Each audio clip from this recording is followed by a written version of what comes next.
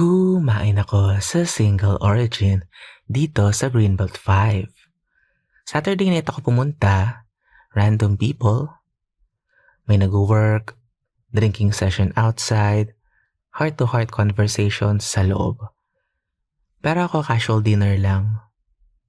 Ang order ko, Reuben sandwich. Tinapay siya na may corned beef sa loob or yun yung palaman niya. Chunky at soft ang beef and may caramelized onion and layer of cheese din. May kasama din siyang potato crisps. For me, savory, juicy at nakakabusog ang isang serving. Well, pwede din pang dalawa na alam yung pagtatambay tapos iinom. Yung drink ko is limited offer. Like literal na in-offer lang sa akin at that time. Peach espresso tonic. Peach iced tea siya na may hint ng kape. Try mo. Yun lang.